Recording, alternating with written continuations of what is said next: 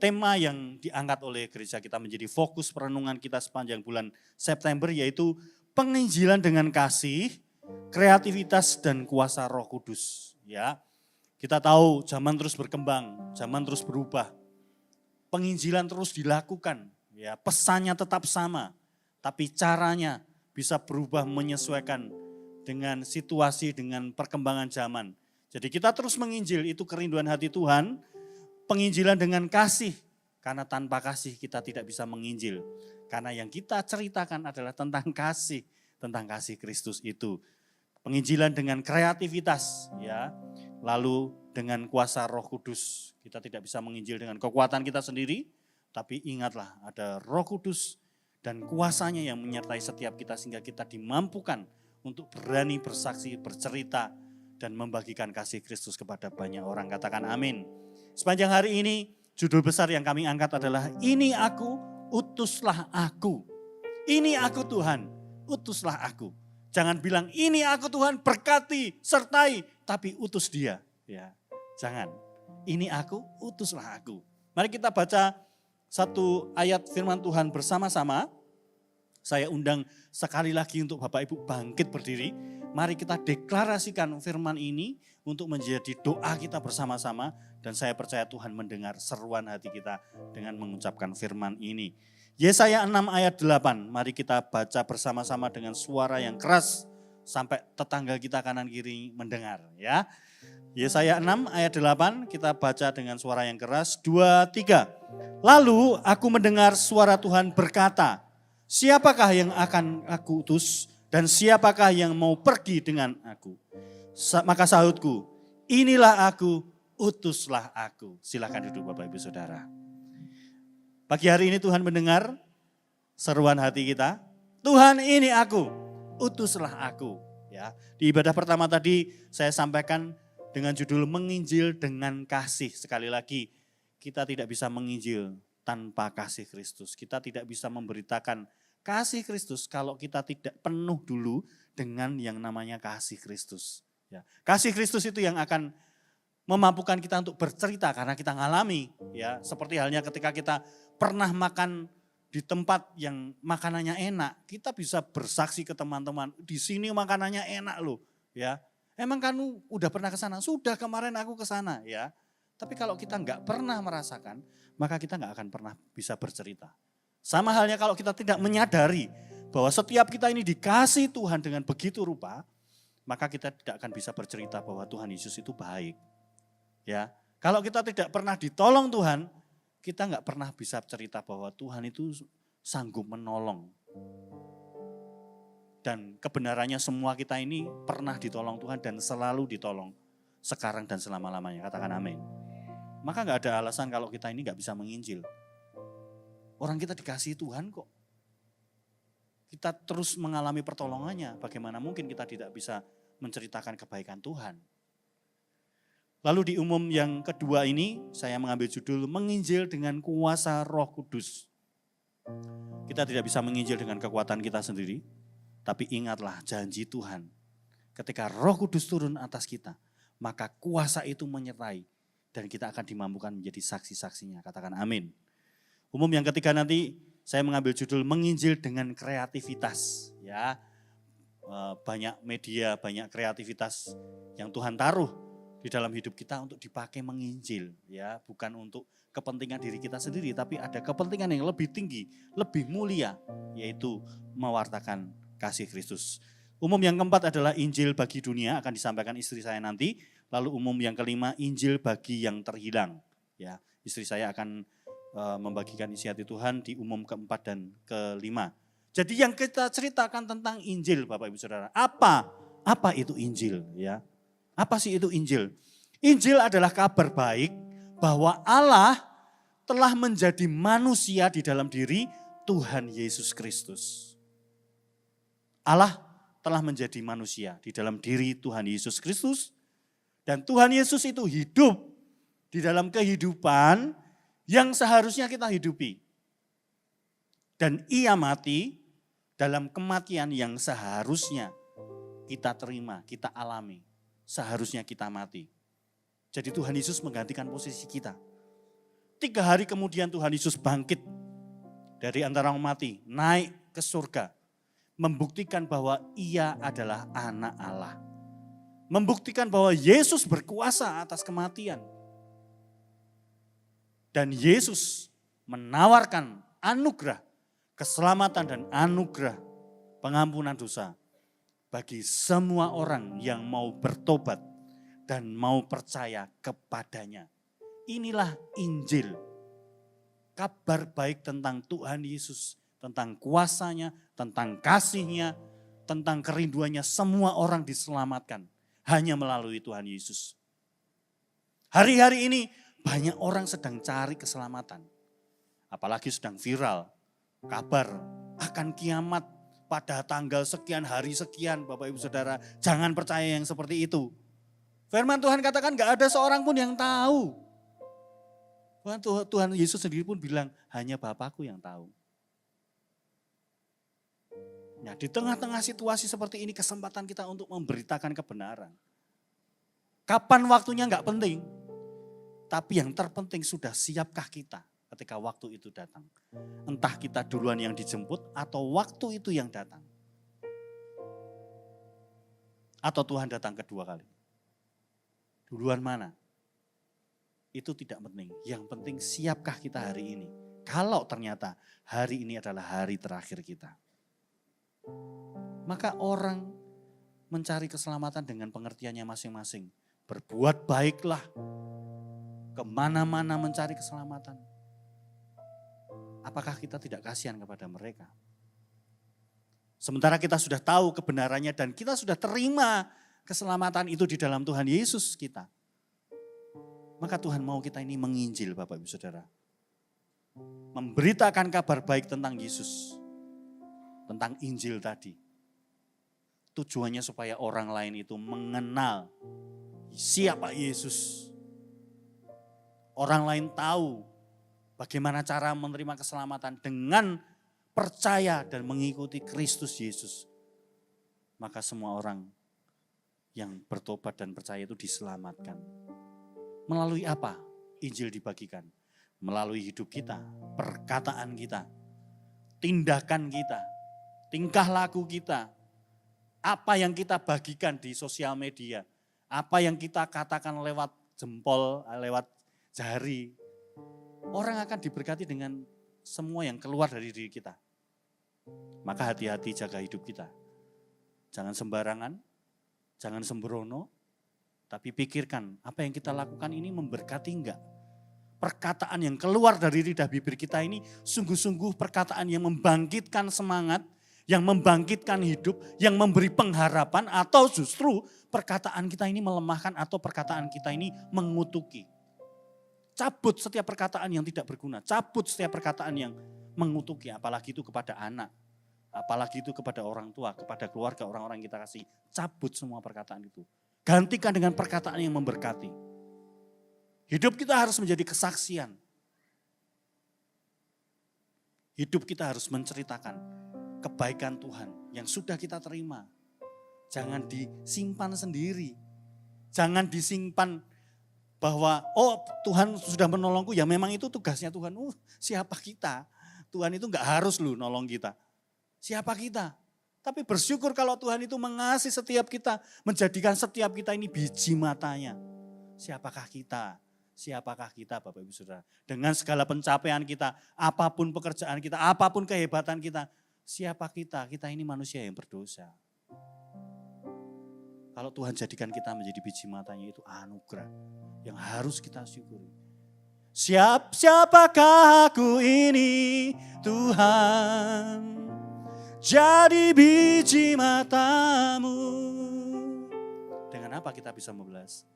Dengan apakah ku balas Tuhan, selain puji dan sembah Kau. Alasan kita harus menginjil adalah karena semua orang itu berdosa. Enggak ada satupun dari kita yang tidak berdosa. Di semua belahan dunia enggak ada pun satu orang yang tidak berdosa. Kecuali Yesus Kristus dalam rupa manusia tidak berdosa sama sekali. Roma 3 ayat 23. Karena semua orang telah berbuat dosa dan telah kehilangan kemuliaan Allah. Kebenarannya semua orang sudah kehilangan kemuliaan Allah karena semua orang sudah berdosa. Kenapa kok semua orang sudah berdosa? Ya. Alkitab memandang bahwa semua manusia sudah berdosa karena satu. Adam dan Hawa telah jatuh di dalam dosa. Di Roma 5 ayat 12 berkata demikian. Roma 5 ayat 12. Sebab itu sama seperti dosa telah masuk ke dalam dunia oleh satu orang. Dan oleh dosa itu juga maut, demikianlah maut itu telah menjalar. Garis bawahi telah menjalar, merambat, ya, mengalir, menjalar kepada semua orang karena semua orang telah berbuat dosa. Tuhan berkata kepada Adam dan Hawa untuk jangan makan buah terlarang. Ternyata mereka melanggar. Nah, Adam dan Hawa ini sebagai manusia pertama adalah mewakili seluruh umat manusia berikutnya. Jadi Adam dan Hawa ini wakil kita semuanya. Maka ketika mereka jatuh dalam dosa, maka dosa Adam menjalar kepada semua keturunannya. Adakah dari kita yang bukan keturunan Adam? Maka dosa Adam menjalar kepada semuanya.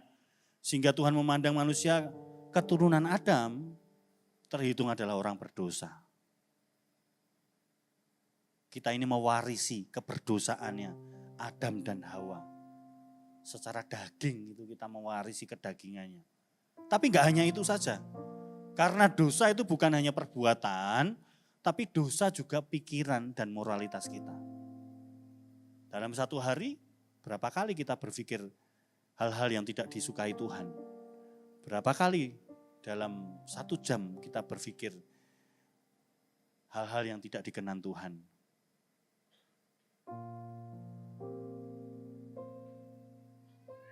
Ciri dosa itu terlihat dari sifat-sifat kita sebagai manusia, Bapak Ibu Saudara. Manusia tidak mau mengakui Allah sebagai Tuhan. Seringkali manusia itu lupa bahwa dirinya ini yang menentukan keputusannya. Dirinya yang akan menjadi Tuhan, T huruf besar atas dirinya. Lupa kalau Tuhan yang menciptakan, Tuhan yang memiliki segala sesuatu di alam semesta ini. Tuhan yang berdaulat atas hidup kita. Seringkali kita lupa itu. Seringkali kita melupakan Tuhan dan mengambil keputusan secara sendiri.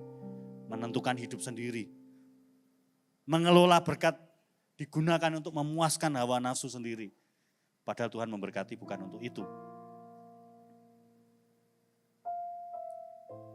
Kita justru melakukan apa yang kita inginkan tanpa mempedulikan perintah Tuhan. Hanya untuk memuaskan hawa nafsu kita. Mazmur 14 ayat 1 berkata demikian. Orang bebal berkata dalam hatinya, tidak ada Allah.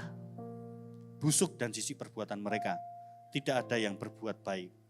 Kalau kita tidak takut akan Tuhan, kita tidak mengakui keberadaan Tuhan. Manusia cenderung hidup semau gue, semau-maunya sendiri. Karena merasa hidup ini miliknya. Hanya orang bebal yang membiarkan dirinya terus melakukan dosa, terus jatuh di dalam dosa, terus tinggal di dalam keberdosaan.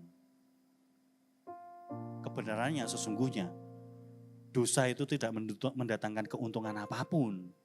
Justru dosa itu membawa konsekuensi yang bersifat kekal kalau kita tidak segera bertobat. Jangan anggap masih ada kesempatan kedua. Nanti saja bertobatnya, jangan anggap begitu. Sekali lagi kita nggak tahu waktunya kapan masing-masing dari kita. Upah dosa adalah maut, Bapak Ibu. Roma 6 ayat 23 berkata demikian. Sebab upah dosa ialah maut, tetapi karunia Allah ialah hidup yang kekal dalam Kristus Yesus, Tuhan kita. Maut artinya kematian kekal, neraka. Dan hal itu tidak dapat ditawar lagi.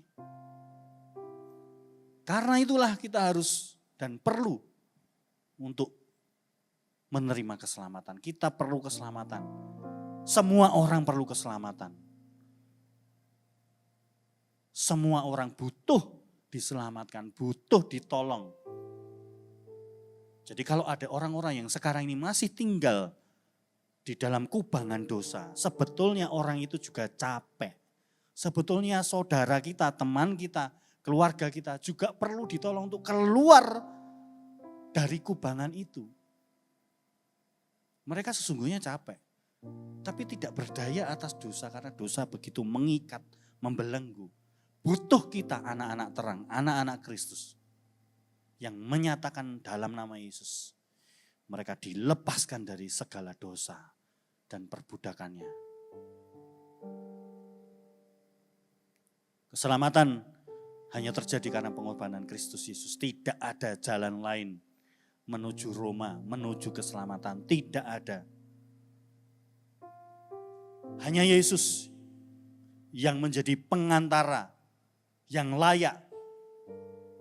Hanya Yesus yang menjadi perantara antara Allah dan manusia. Yesus yang punya kuasa untuk memperdamaikan. Karena Yesus anaknya Allah sendiri yang diutus menjadi juru selamat bagi setiap kita umat manusia. Keselamatan berarti mendapatkan pengampunan atas dosa-dosa kita dan dibebaskan dari hukuman dosa. Sehingga kita menjadi manusia yang bebas, menjadi manusia yang merdeka. Ingat gak waktu kita mungkin pernah ada yang mengalami dibebaskan dari semua pinjaman atau bebas ini cicilan terakhir dan habis itu bebas, sukacita, wah bebas lepas gitu ya. Itu baru soal materi. Gimana soal keselamatan? Sukacitanya tidak tertandingi oleh apapun juga. Maka keselamatan itu sungguh-sungguh dibutuhkan semua orang Bapak Ibu Saudara. Dan kita perlu membawa kabar Injil ini kepada banyak orang. Hanya melalui Yesus kita dibebaskan, kita dimerdekakan dari segala hukuman. Kita dibebaskan, kita diampuni segala dosa-dosa kita. Kisah Para Rasul 4 ayat 12 berkata demikian. Dan keselamatan tidak ada di dalam siapapun juga selain di dalam Dia. Sebab di bawah kolong langit ini tidak ada namanya, tidak ada nama lain yang diberikan kepada manusia yang olehnya kita dapat diselamatkan. Hanya karena kuasa pengorbanannya kita mendapatkan pengampunan dari Allah. Roma 3 ayat 20 berkata demikian. Sebab tidak seorang pun yang dapat dibenarkan di hadapan Allah oleh karena melakukan hukum Taurat. Tidak ada yang bisa. Karena justru oleh hukum Taurat orang mengenal dosa. Tidak ada yang mampu untuk melakukan hukum Taurat. Bapak Ibu Saudara, itulah dari akibat dosa. Maka manusia ini dikuasai keinginan daging. Sampai kapanpun manusia tidak dapat taat sepenuhnya terhadap hukum-hukum Tuhan karena keinginan daging selalu bertentangan dengan hukum-hukum Tuhan. Selama kita tinggal di manusia jasmani kita, roh memang penurut, tapi daging itu lemah. Kita perlu Tuhan, kita perlu Roh Kudus yang memampukan kita untuk kita ini menang dari dosa, dari perbudakan dosa. Injil, keselamatan dinantikan banyak orang. Maukah Bapak Ibu Saudara membawa Injil ini kepada mereka yang belum kenal Yesus, yang belum diselamatkan? Mereka keluarga kita, mereka sahabat kita, mereka orang tua kita, mereka anak kita, mereka tetangga kita. Mereka adalah orang-orang yang ditaruh Tuhan dalam lingkaran hidup kita. Enggak jauh-jauh, mulai dari yang dekat. Sederhananya Bapak Ibu Saudara, ada 4 pokok berita Injil. 4 pokok berita Injil itu apa saja? Yang pertama, Injil itu bicara tentang dosa. Bahwa semua manusia itu berdosa, tadi sudah kita baca. Tidak ada satupun orang yang tidak berdosa. Semua manusia berdosa. Semua manusia ada di tebing yang satu ini. Tebing dosa. Tidak bisa kemana-mana. terbelenggu. Yang kedua, karena upah dosa adalah maut. Semua yang dilakukan manusia usaha untuk memperoleh keselamatan hidup kekal di sebelah kanan tidak bisa. Tidak bisa dengan perbuatan baik. Tidak bisa aku terus beribadah setiap hari, enggak, bukan itu.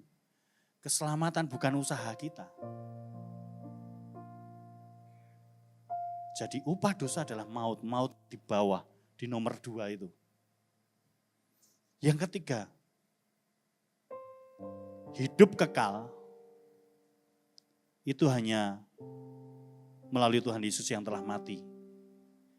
Yang telah memberikan hidup kekal secara cuma-cuma. Hidup kekal hanya ada di dalam Yesus. Yang keempat, berita Injil pokok yang keempat adalah tentang Kristus Yesus. Dengan cara percaya dan mengaku bahwa Kristus Yesus adalah Tuhan dan Juru Selamat, maka kita diselamatkan.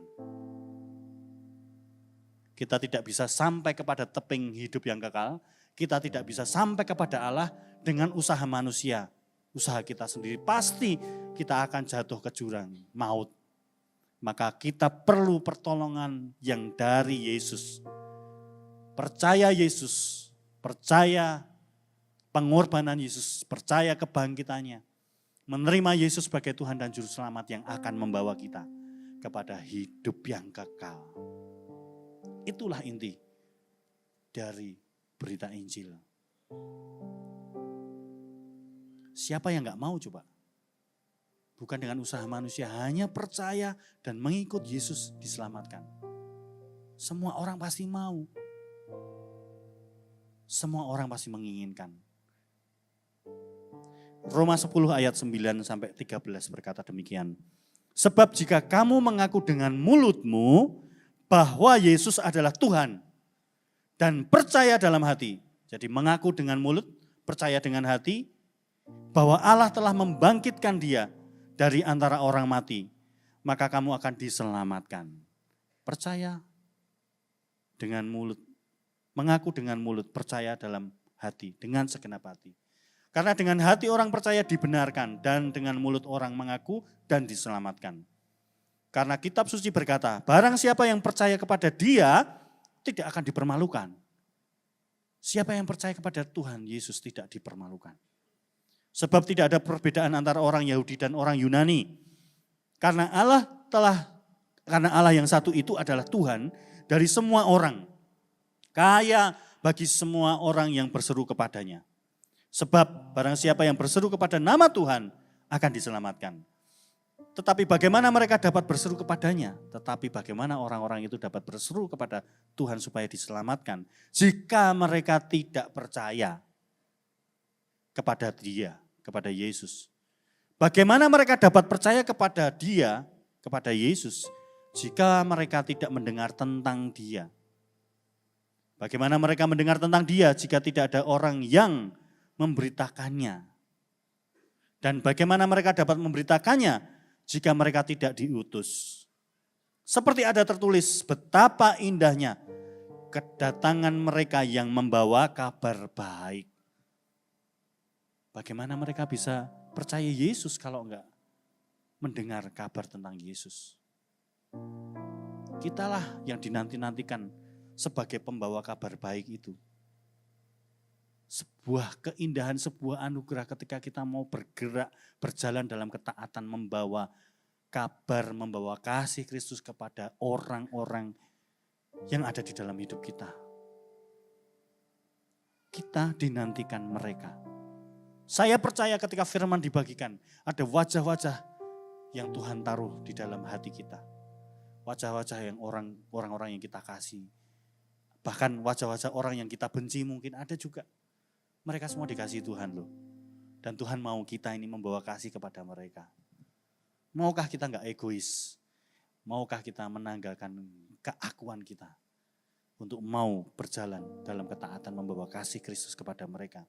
Membawa Injil ini kepada mereka supaya mereka diselamatkan. Tetapi persoalannya sekali lagi kita tidak bisa menginjil tanpa kuasa Roh Kudus, Bapak Ibu Saudara.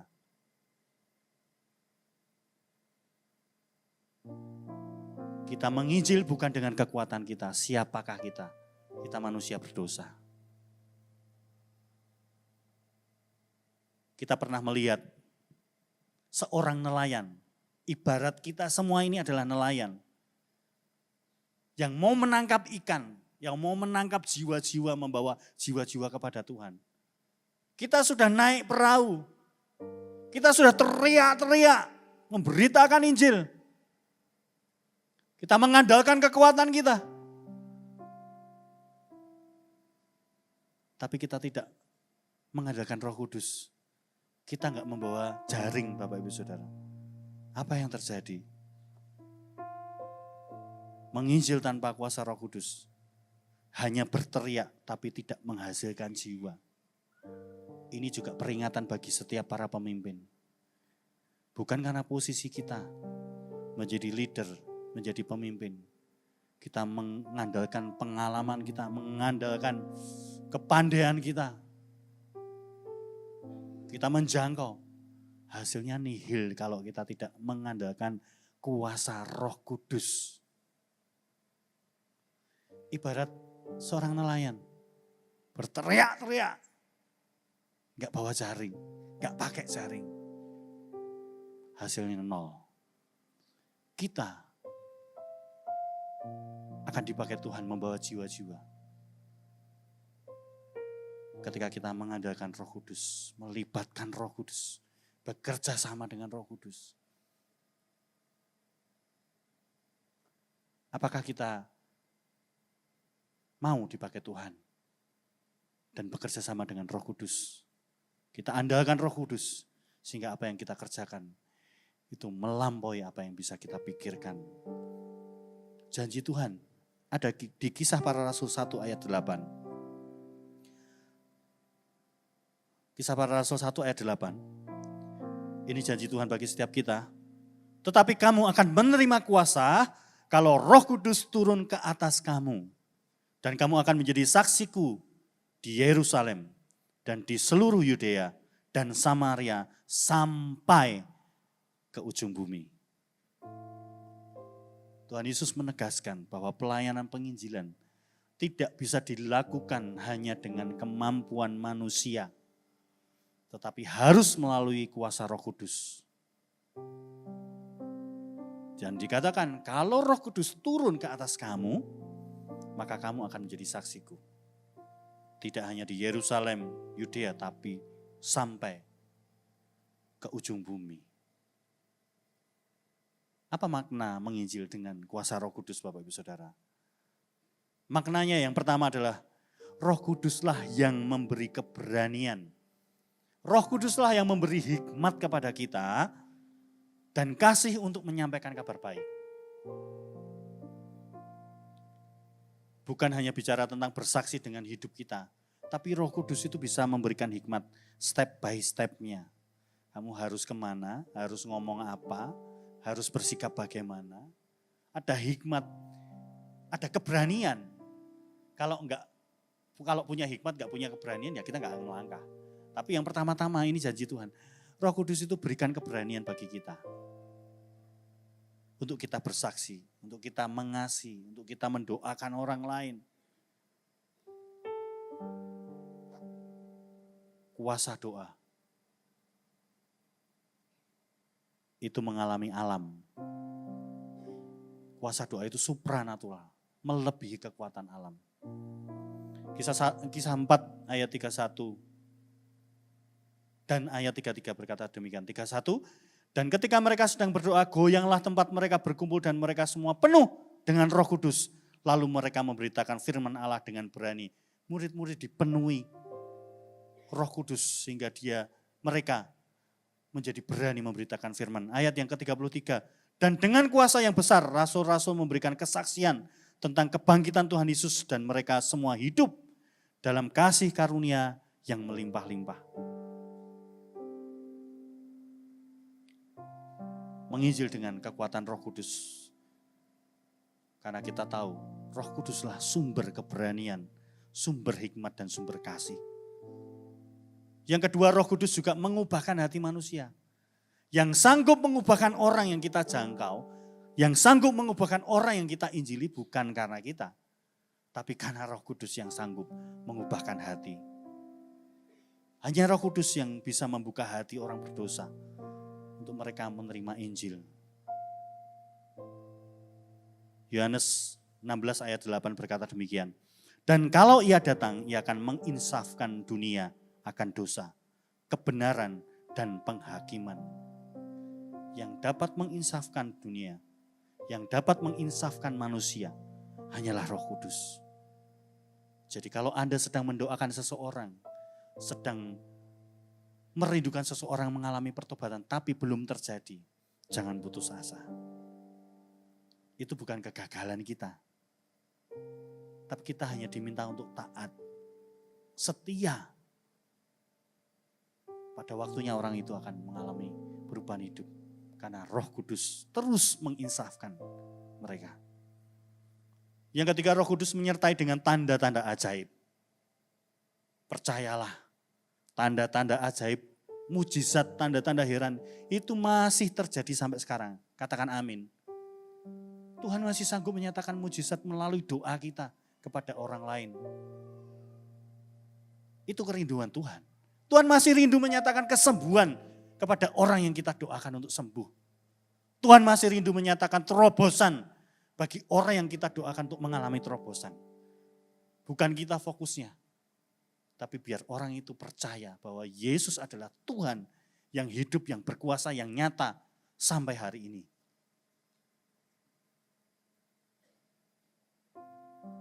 Kisah 5 ayat 15 sampai 16.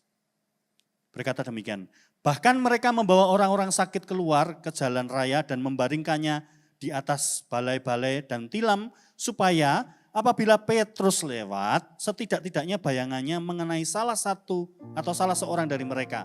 Dan juga orang banyak dari kota-kota di sekitar Yerusalem datang berduyun-duyun serta membawa orang-orang yang sakit dan orang-orang yang diganggu roh jahat.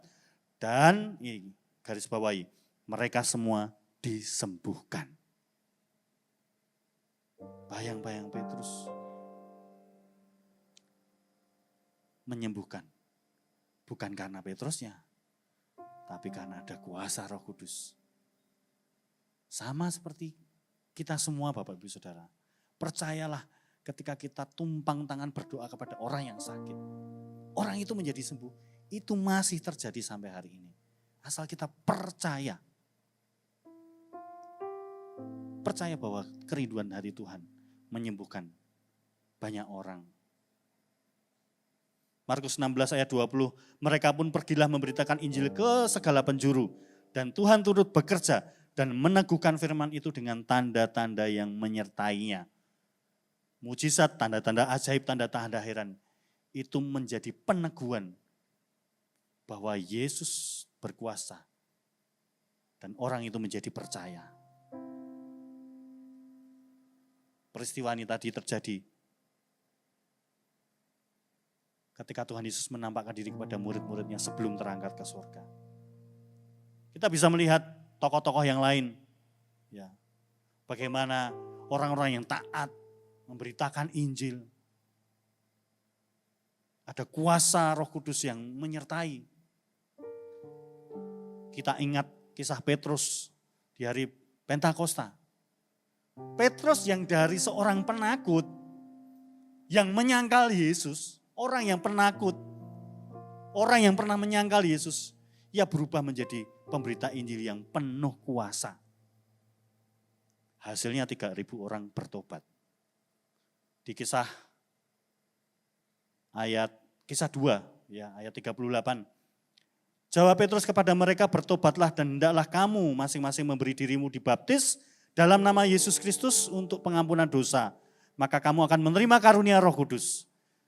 Ayat 41, orang-orang yang menerima perkataannya itu memberi diri dibaptis dan pada hari itu jumlah mereka bertambah kira-kira 3.000 jiwa. Wow, apa yang Tuhan Yesus, apa yang Roh Kudus kerjakan? Melampaui pikiran kita, melampaui perkiraan kita. Nggak ada yang mustahil. Demikian juga ada tokoh-tokoh yang lain. Ya, ada Stefanus, ada Paulus. Ketika mereka menginjil dalam ketaatan, dengan mengandalkan kuasa Roh Kudus, maka ada perubahan besar terjadi dalam kehidupan banyak orang. Orang itu pasti dipenuhi dengan karunia dan kuasa untuk mengadakan tanda-tanda mujizat, tanda-tanda heran. Sama seperti kita.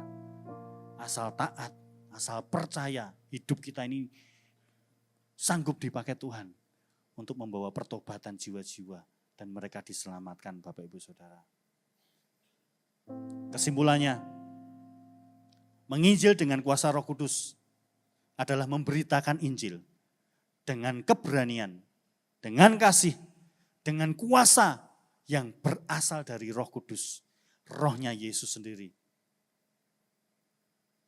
Sehingga dengan kuasa Roh Kudus, hati manusia akan diinsafkan.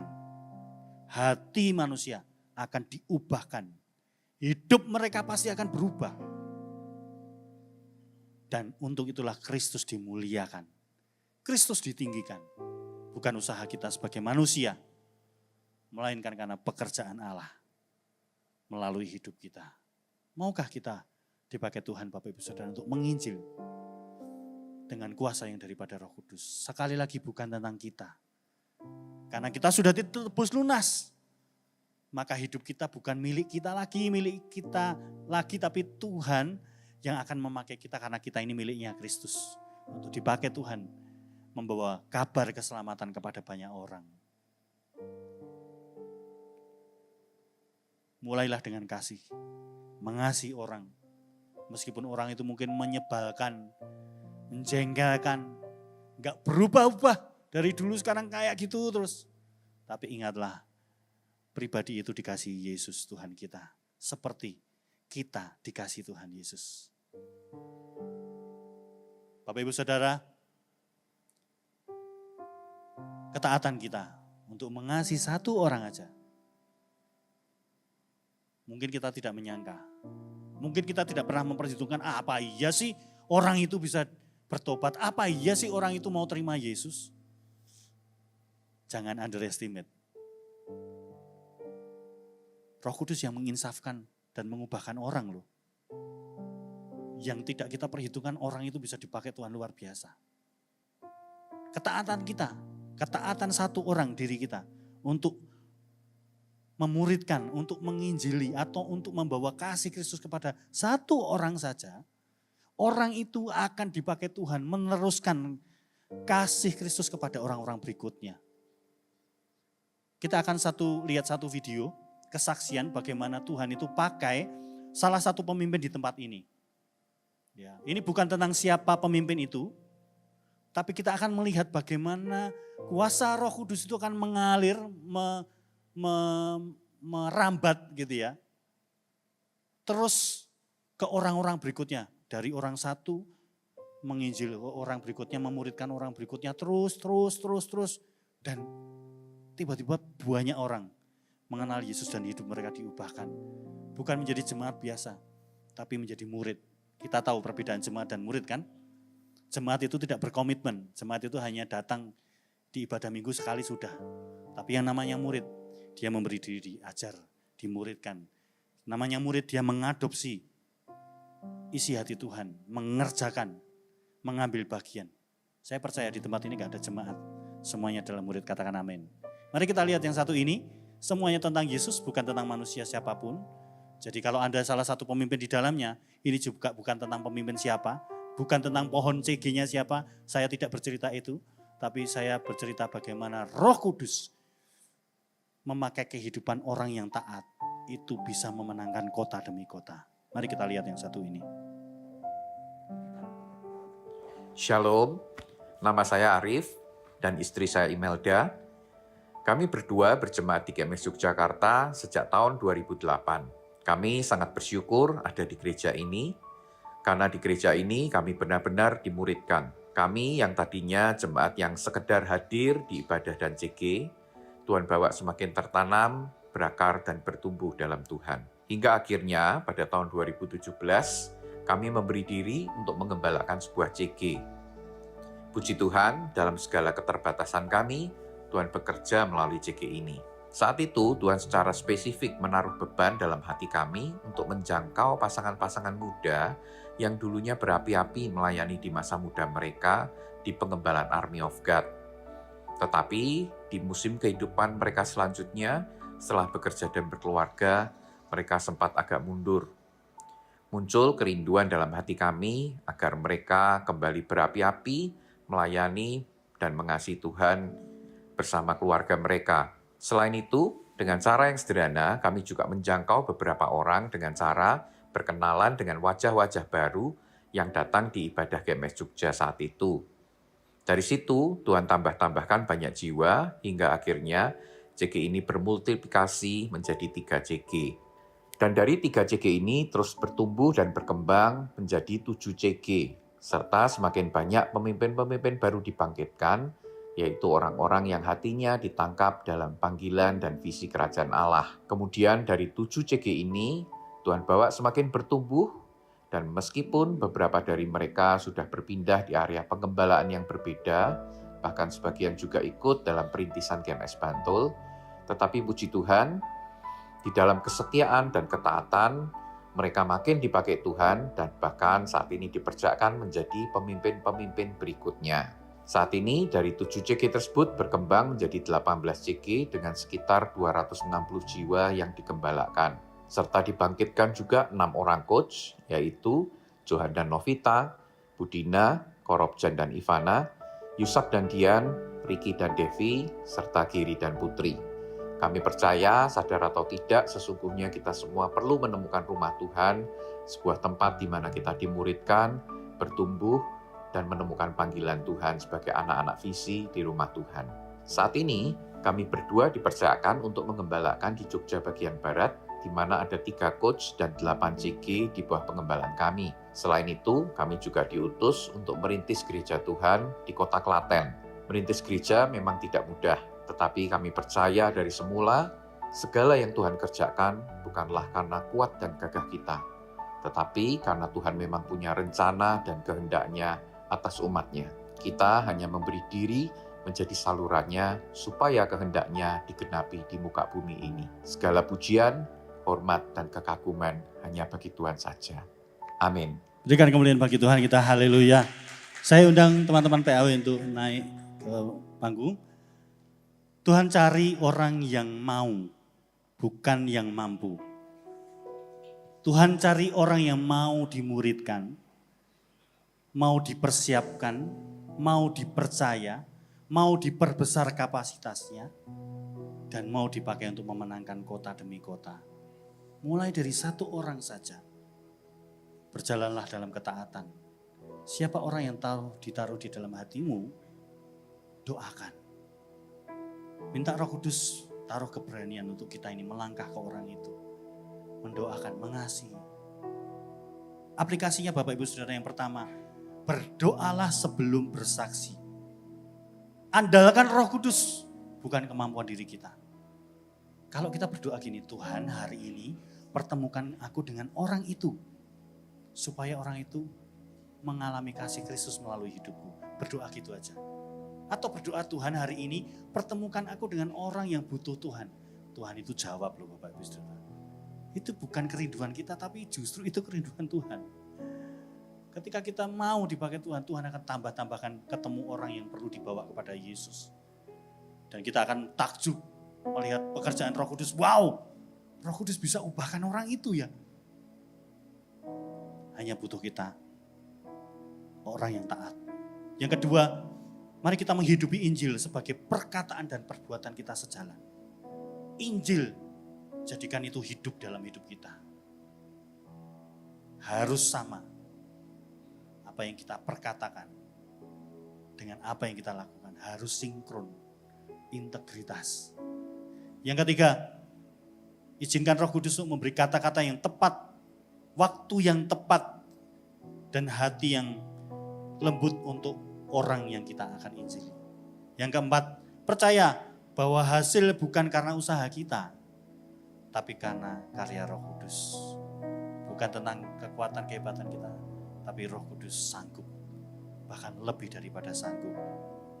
Jangan lihat hidupmu yang tidak layak, hidupmu di masa lalu, sekotor apapun Tuhan itu mau pakai hidup kita. Karena bukan tentang kita,